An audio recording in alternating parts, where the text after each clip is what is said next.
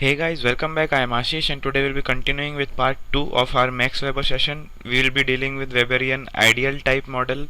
Weber gave us an ideal type model of bureaucracy. We'll be dealing with that today, and while dealing with that, we'll be dealing with features of legal rational type of bureaucracy, features of officials in a bureaucracy, elements of bureaucracy, and limits on bureaucracy as Weber suggested them. So if you have not watched the part 1 of Max Weber, please go and watch that first. Link for the same would be in the description of this video.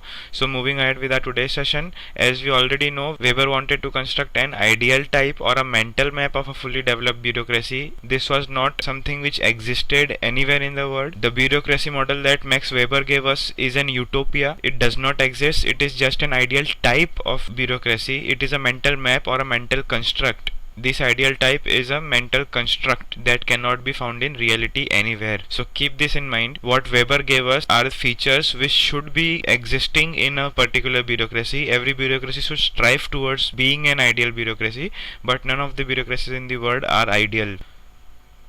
So the concept of bureaucracy, Max Weber never gave a pure definition of bureaucracy. He only described it. And how did he describe it? An administrative body of appointed officials. That's all he said. As I have already told you, any government you take, it consists of two kinds of people. One who are elected people and one who are appointed people. Elected are those who we elect as people, as citizens we elect. Those are called as politicians. And appointed officials are the bureaucrats who are not elected by us, who are appointed on those positions. They give exams, they get promoted, so those are the people who get appointed. These are the people who Weber called as bureaucrats. So bureaucracy as described by Weber is an administrative body of appointed officials. But keep in mind, Weber never defined what bureaucracy explicitly is. He only described it. He also described its characteristics. We'll learn about these characteristics in today's session. Bureaucracy includes explicitly appointed officials, only leaving out the elected ones. As I already told you, the elected officials or the politicians are not the bureaucrats. Bureaucrats are the appointed officials who take care of the administration. Weber wrote a great deal about the place of the official in a modern society. For him, it has an increasingly important type of social role. So all the bureaucrats should have a social role. This is what Weber said. As in the case of authority, Weber characterized bureaucracy into patrimonial and legal rational. Under patrimonial, he said that traditional and charismatic authorities form the bureaucracy. Those are patrimonial bureaucracy. So we have learned about traditional and charismatic authority in our previous session, so please go back and watch that if you have not already. So what traditional and charismatic authorities form, those are called as patrimonial bureaucracies, and what legal rational type of authority forms, those are known as legal rational bureaucracy. So there are two types of bureaucracy for Weber, patrimonial and legal rational. The legal rational bureaucracy is popularly known as the Weberian model. The ideal type of model that Weber gave us, that is nothing but the legal rational bureaucracy that he was talking about. So I hope this is clear. Moving on, characteristics of legal rational bureaucracy. Now there are certain characteristics. We'll learn about these 6 characteristics in this slide. Now keep in mind, we'll learn about these in more detail when we come to our topic of elements of bureaucracy. These are the characteristics that Weber listed should be in a legal rational bureaucracy. These are the ideal characteristics that every bureaucracy should have. So what characteristics every bureaucracy should have? Official business is conducted on a continuous and regulated basis. So there should be a continuous business that should occur in a bureaucracy. So official business should be a continuous and on a regulated basis. An administrative agency functions in accordance with stipulated rules. Everything you perform, everything you do should be according to legal and rational rules, stipulated rules. Everything should be very clear according to what is being written down in documents. So there should be stipulated rules for every function you are functioning. This is how administrative agency should function, and this is characterized by 3 interrelated attributes. He gave 3 interrelated attributes. These are, first is, the powers and functions of each official is defined in terms of impersonal criteria. So whatever powers and functions every officer or official has, that should be impersonal. That should not be related to his personal biases, his personal judgments, personal emotions. So all his powers and functions should be impersonal in nature. This is the first attribute of functions of an administrative agency, he says. Second attribute is the official is given matching authority to carry out his responsibility. Now we have seen this point in our classical theory also. Every classical thinker, be it Fayol, be it Gulli-Karvik, all of them stressed on this point that if you are giving someone some responsibility, you should also give them equal amount of authority so that he can carry out his responsibilities, right? Same thing Weber says official should be given matching authority to carry out his responsibility. And the third attribute he says is the means of compulsion at his disposal are strictly limited and the conditions under which their employment is legitimate are clearly defined. Basically, everything should be clear in written rules, be it the means of compulsion as at his disposal. So whatever the means of compulsion that the officer has, whatever compulsory actions he can make his subordinates to do, those compulsory functions and compulsory powers should be written down in rules clearly, and these means of compulsion should be strictly limited, and the conditions under which their employment is legitimate, and all of these things should be clearly defined. The third characteristic that we will see is every official and every office is a part of hierarchy of authority. Very simply, there should be a proper hierarchy in every bureaucracy. There should be a proper line of command. There should be a proper chain of superiors from lowest level to highest level, or from highest level to lowest level, however you see it. There should be a proper hierarchy. Every official and every office is a part of hierarchy of authority.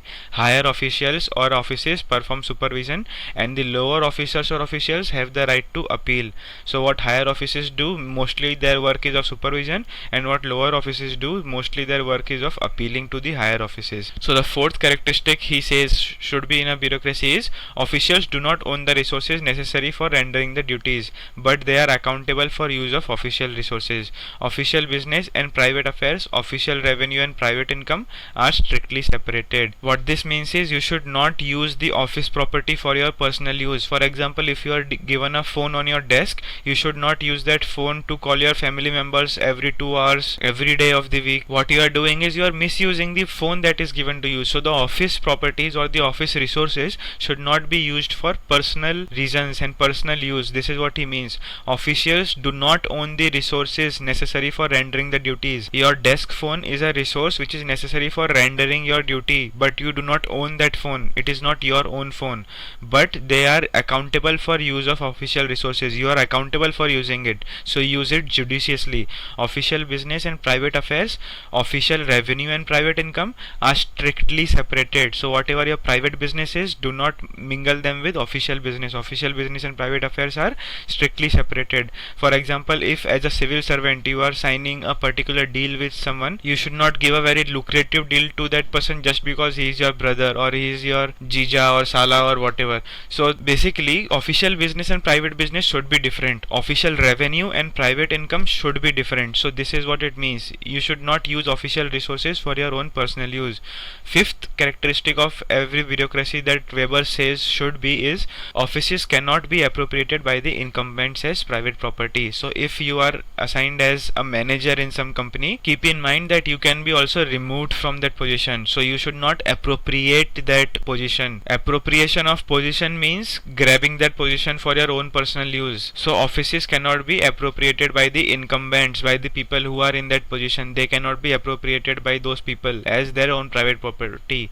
This is the fifth characteristic. Sixth characteristic is administration is conducted on the basis of written documents. So there should be written documents. There should be a record of everything you are doing. Anything that you do, any function that you undertake should go down as history so that it can be referred back to again. So everything that you do should be written down. Administration is conducted on a written basis, on the basis of written documents. So these are the 6 characteristics of legal rational bureaucracy that every bureaucracy should have, that Weber says. Moving on, we will see what characteristics the official should possess in a bureaucracy that Weber said. The first characteristic is staff members are personally free, observing only the impersonal duties of their offices. So personally they are free. Whatever the staff members are, whatever the officials in bureaucracy are, all of those staff members are personally free. They only observe those duties which are impersonal in nature. You should be neutral in the handling of your duties. This is the first characteristic of the official of any bureaucracy. Second characteristic that Weber says is they are appointed to an official position on the basis of a contract. So you should abide by that contract. You should follow the contract that you have signed. So whatever appointment has been done to bureaucracy, it should be on the basis of contract, and again that contract should be respected by the person who is getting appointed. The third characteristic is an official exercises authority delegated to him in accordance with impersonal rules, and his loyalty is expressed through faithful execution of his official duties. So how loyal you are to the organization or how loyal you are to the supervisors, that can be expressed only through faithful execution of your duties and nothing else. Giving your superior a bottle of whiskey or a bottle of scotch or tequila will not help expressing your loyalty towards the organization or loyalty towards the superior. Or your loyalty is expressed only through faithful execution of your duties. This is the third characteristic of any official in a bureaucracy. Fourth one is his appointment and job placements depend upon his professional qualifications. There should be a merit based selection of every individual. His professional qualifications should speak for him. His appointment and job placement should depend upon his professional qualifications. Fifth is his administrative work is full-time occupation, because you are administering your district, your state, your nation, because you are an administrator. As an administrator, that is your full-time occupation. It should not be that you have 5 other businesses running on the side. Administrative work should be your full-time occupation is the fifth characteristic. Sixth one is his work is rewarded by regular salary and by prospects of career advancement. So whatever rewards you need for your work, that should be by regular salary and prospects of career advancements and nothing else. Seventh one is there is a clear cut hierarchy of officials. Again, hierarchy is a characteristic of bureaucracy as a structure also, and hierarchy is a characteristic of officials also, because you are at a higher position and because there is someone at a lower position than you, there is a hierarchy existing between officials also, right? So there is a clear cut hierarchy of officials, and as a structure of bureaucracy also there should be hierarchy. So this is the seventh characteristic. And the eighth characteristic that Weber says is the official is subjected to a unified control and disciplinary system. So he should be disciplined, he should have a unified control by his supervisors. These are the 8 characteristics that Weber says every official should possess. These are the features of officials in a bureaucracy. Now to sum it up, we'll see what Weber says in short. According to Weber, the purely bureaucratic type of administrative organization is capable of attaining the highest degree of efficiency. So if you have to achieve the highest degree of efficiency, the type of administrative organization that you have should be purely bureaucratic, and by this he means it should be purely legal rational bureaucracy and not patrimonial bureaucracy, which is based on traditional and charismatic authority. It should be legal rational bureaucracy. It should be purely bureaucratic type of administrative organization. Only then will you be able to achieve the highest efficiency. Thus, it is the most rational known means of carrying imperative control over human beings. So when you have your purely bureaucratic type of efficiency, that is the most rational type of bureaucracy and most rational means of controlling the human beings. It is superior to any other form of organization in precision, stability, discipline and reliability. So whatever factor you consider, it is superior to any other form of organization. It is completely indispensable. It is very much needed. It is completely indispensable for the needs of mass administration in modern times. Today, as a bureaucracy, if we need anything, we need the purely bureaucratic type or the legal rational type. People once ruled by bureaucracy can never think of any other alternative. This is one of the very important statements given by Weber. He says that once you are ruled by bureaucracy, you can never go back to any other alternative type of bureaucracy. You cannot select a charismatic leader and a traditional leader. Once you are ruled by bureaucracy, you can never think of any other alternative. To sum it up, it is the most efficient, most rational and permanent and indispensable form of any administrative organization. So I hope this is clear to you. Moving on. Now we'll deal with some basic elements of ideal type bureaucracy that Weber gave us. So if you summarize all the elements that Weber gave us, all the characteristics of ideal type bureaucracy or the legal rational type of bureaucracy, we can summarize them as 7 elements that any bureaucracy should contain. These 7 elements are impersonal order, rules, sphere of competence, hierarchy, separation of personal and public ends, written document and monocratic type. So we will deal with every one of these in detail now. So what is impersonal order? As we already know, we have discussed it so many times now. Your personal biases and your personal emotions should not come into play as an administrator when you are administering. This is nothing but impersonal order in very simple terms. So Weber emphasized that the official should perform their duties in an impersonal manner. The idea of impersonal order should orient the actions of bureaucrats both in the issuance of commands to subordinates and their obedience to them. So as an administrator, there are some people who are below you, and there are some people who are above you, your managers and your superiors. So in both the situations, while you are issuing commands to your subordinates and while you are obeying your orders of your own superiors, in both of these situations you should be impersonal. According to Merton, now Merton is a very important critic of Weber. We'll study him in more detail when we study criticisms of Weber's model. So according to Merton, authority, the power of control which derives from an acknowledged status, inheres in the office, not in a particular person who performs the official role. So if you have the authority to command someone, that is basically because you are in that position, not because you are someone or someone's brother or sister or someone's son. You are not as a person commanding them, you are as a position commanding someone. So authority inheres in the office. It is inherent in the office that you are in. Authority inheres in the office and not in the particular person. Not because you are son of some superstar you are able to command them, but because you are in certain position of power. That is why you are able to command them. This is what Merton says. This is how impersonal you should be. Weber emphasizes on depersonalization of relationship in bureaucracy. Basically, you should get depersonalized. Your personal biases and personal emotions should not come into play. This is the first element, which is nothing but impersonal order. There should be impersonal order in every bureaucracy. Now when we'll study these elements of ideal type bureaucracy, you will understand why we call this model as ideal type, because all of these elements do not actually exist to their full extent, right? I mean, no administrator can be truly impersonal when it actually comes down to proving it. Somewhere or the other they bring their personal emotions and personal biases into play. So impersonal order is one of such elements. Second element we'll learn about are rules. We have said so much about rules. Now we'll summarize everything that we have learnt about. The fundamental characteristics of Weberian rational legal authority is the attribute of continuous organization of official functions bound by rules. We have seen this in our characteristics of legal rational bureaucracy. The first point that we saw was that the functions should be continuous and they should be on a regulated basis. This is what it means. They should be a continuous function based on the rules that are written down. These rules may be technical rules or norms, whatever they may be norms or they may be technical rules, very detailed rules, whatever they may be. Their rational application however requires specialized training, so you need to be trained to use those rules. Specialized training should be there so that you become aware of their rules and you start using them more effectively. In this regard, again Merton felt adherence to the rules originally conceived as a means becomes an end in itself. So what do you mean by means and end? If you have to achieve something, that is an end that you have to achieve, and how you achieve it is the means. So the rules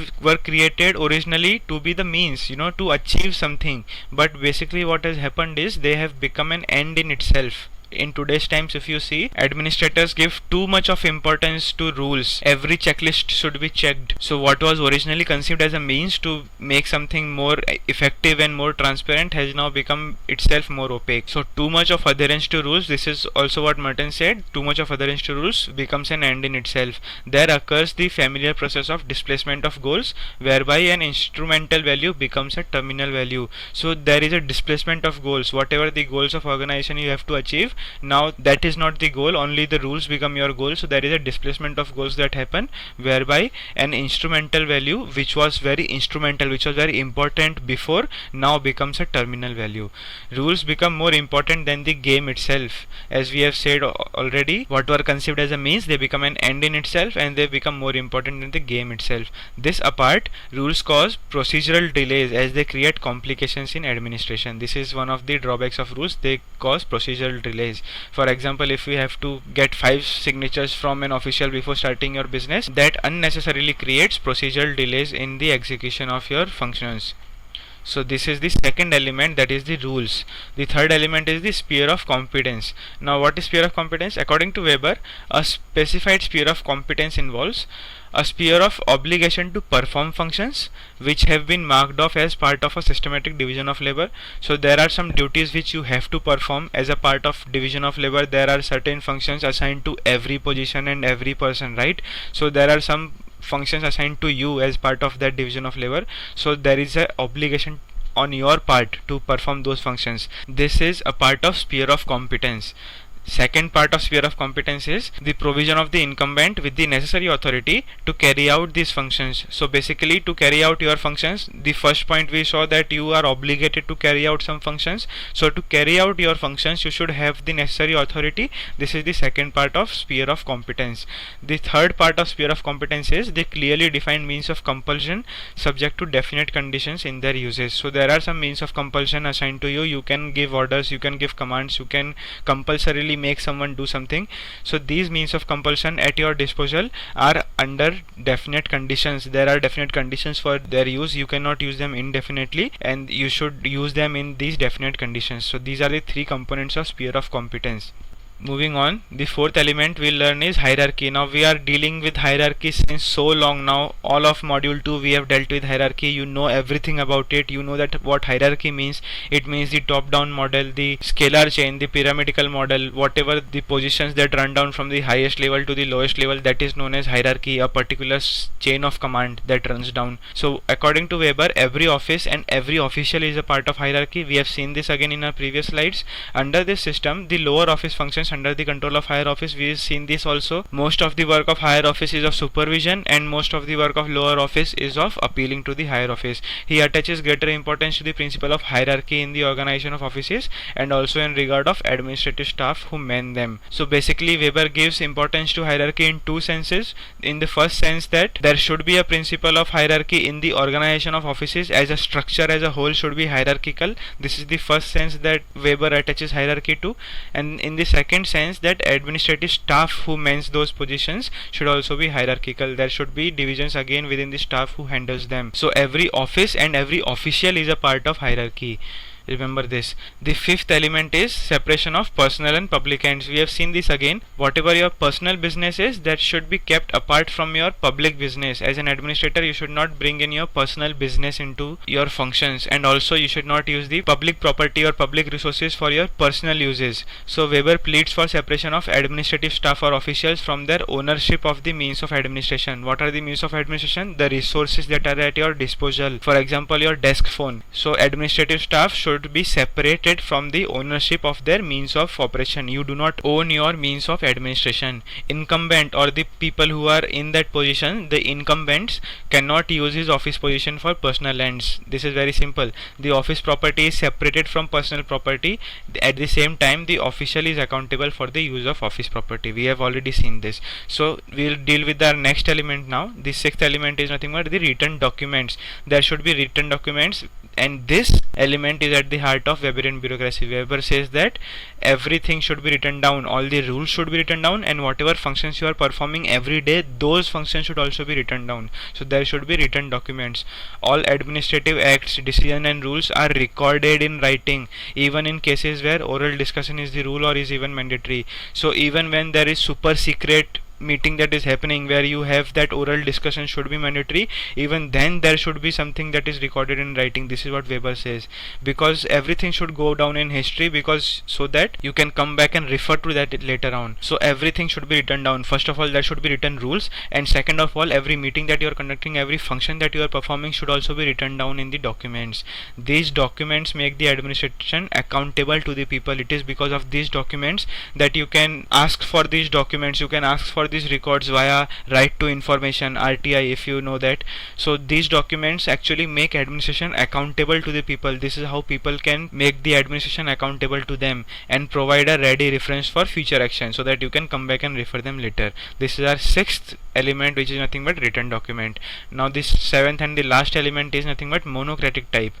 It means that certain functions performed by bureaucracy cannot be performed by any other organization. They monopolize certain functions and only the authorized official can perform that functions, making them monocratic in nature. So if you understand what monocracy means, monocracy is something which can be done only by you and not by someone else. That is something which is monocratic. Only one person performs that function. So if you know what monocracy means, you should understand that monocratic type is the seventh element of Weber's ideal type bureaucracy. Weber says that whatever functions the bureaucracy performs should be the functions that only bureaucracy can perform and no one else can perform. Bureaucracy actually monopolizes certain functions, and that is why they are good at it, and that is why they are experts at it. This is the seventh and the last element of Weber's ideal type bureaucracy. So now, apart from these 7 characteristics or 7 elements of ideal type bureaucracy, Mohit Bhattacharya, who is again an Indian scholar, Mohit Bhattacharya deduced 2 sets of characteristics for Weber's model. He says that first set is structural characteristics and second set is behavioral characteristics. In structural characteristics, he talks about division of work being one of the elements, division of work, hierarchy, system of rules, role specificity. So we have dealt with, in our 7 characteristics, we have dealt with hierarchy, we have dealt with rules, and in behavioral characteristics we have dealt with impersonality and rule orientation and rationality also. So what basically Mohit Bhattacharya gave us was some different characteristics like division of work and neutrality, which we did not deal explicitly in elements of ideal type bureaucracy, which were inherently somewhere or the other placed in them, but explicitly we did not deal with this. So Mohit Bhattacharya deduced these 8 characteristics, 2 sets of 4 each, these 8 characteristics, neutrality being one of the other principles that we have not dealt upon. Now what is the difference between neutrality and impersonality? Now impersonality basically means only with your personal emotions and personal biases, right? Neutrality is based on actually 2 senses. First is your personal neutrality, you should be neutral to your personal friends and personal relatives, which is nothing but impersonality. This is the first sense of neutrality. In a second sense, neutrality also means political neutrality. Every administrator should be politically neutral. They should not align themselves to certain political party. And why is this so? Because political parties come and go. After every election there can be a new political party at the helm of the nation. So political parties come and go, but what is continuous is bureaucracy. Bureaucracy is a continuous thing. Bureaucracy is what fills the gap between the different ideologies of different parties that come into power. So there should be neutrality of 2 types. First should be impersonal, that is neutrality based on personal nature, and second should be political neutrality on behalf of the administrators. So I hope elements of ideal type bureaucracy are clear now. I hope what Weber meant by ideal type bureaucracy is clear now. Weber said that every bureaucracy in the world should try to achieve these elements, should try to come closer to the ideal type model given by Weber. So moving on, there is another concept given by Weber, which are limits or control over bureaucracy. While emphasizing on the necessity of bureaucracy, Weber was aware of the fact that the bureaucracy has inherent tendency of accumulation of power. So Weber said that bureaucracy is necessary, bureaucracy is indispensable, bureaucracy is very much needed and demanded in today's times. While saying this, Weber also recognized that bureaucracy can assume too much power to themselves. So they have an inherent tendency of accumulation of power. This is what Weber was aware of. The sources of this power could be seen in the special knowledge which the official possess. So bureaucrats are basically experts in their fields. The work that they do cannot be done by anyone else. So they have a special knowledge with regards to their own field, right? So this special knowledge gives them a particular ego and gives them a particular attitude. And this is why they assume too much power in themselves. These are the sources of power. The special knowledge that they possess are the sources of the power, the ego, that the attitude that they show. He was convinced that bureaucratization was inevitable and that bureaucrats gained power. He was convinced of this, that bureaucrats gained power and there has to be bureaucratization. And this is why he gave that limits on bureaucracy. We'll learn about them now. Weber registered any identification of bureaucracy with rule by officials. Now if you remember, the term bureaucracy was given by Vincent de Gournay in 1745. If you remember what Vincent de Gournay said about the term bureaucracy is, he associated the term bureaucracy with the rule of officials. What Weber says is, there should not be rule by officials. Officials should not assume too much power or appropriate too much power to themselves. Weber registered any identification of bureaucracy with rule of officials. In order to prevent the bureaucracy from acquiring powers, Weber suggested certain mechanism for limiting the scope of systems of authority in general and bureaucracy in particular. So in general there should be something that limits the authority given to the bureaucrats, right? So he gave us 5 mechanisms to limit that bureaucracy which appropriates too much power to themselves, and these 5 categories are very simple: collegiality, separation of powers, amateur administration, direct democracy and representation. We'll learn about them now. Collegiality. First limit he says is collegiality. This is very simple. If you remember or if you know that there is a term known as collegium in polity, you might have dealt with this in polity, right? Collegium is a group of people who select Supreme Court of India judges, right? So what collegium or collegiality means, taking decisions as a group of people. Some people come together, they form a group and they take decisions. So there is a collegiality. Collegiality comes from colleagues. The term colleagues give us collegiality. In a monocratic bureaucracy, at each stage of official hierarchy, one person and one person only had the responsibility for taking a decision. This makes the bureaucracy more powerful because one person only has the all the power. This is what monocracy means, right? So one person has all the power. This is what makes bureaucracy more powerful. To prevent this, Weber suggested principle of collegiality involving others in the decision making process. So one person should not have all the power. Decision should be made by a group of people. This is nothing but principle of collegiality. Very simple, right? Disadvantages are speed of decision and attribution of responsibility. So decision making speed reduces because there is now controversy and differences in opinions of every member of the group who is taking the decision. So speed of decision reduces. This is the disadvantage. And attribution of responsibility also gets diverted. If a decision turns out to be a wrong decision, who should be held responsible out of the 5 people who took the decision, right? So attribution of responsibility is also hampered. This is the disadvantage of collegiality. Separation of powers is the other limit over bureaucracy that Weber suggested. There should be separation of powers. This means dividing responsibility and functions between two or more bodies. For any decision to emerge, a compromise between them had to be reached. This will avoid monopoly of decision by a single body or person. So basically, whatever functions you are performing, those functions in an organization should be separated so that every function is not concentrated in the hands of one person only.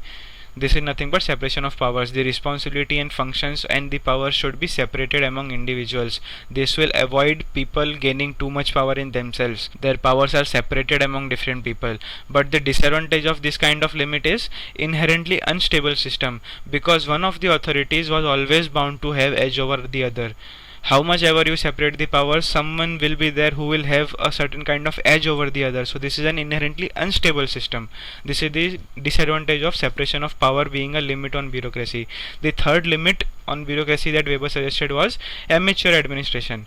What this means is, amateur means who are new to the business, who are not as professional as senior bureaucrats are. We'll see how. Possibility of professional administration becoming powerful.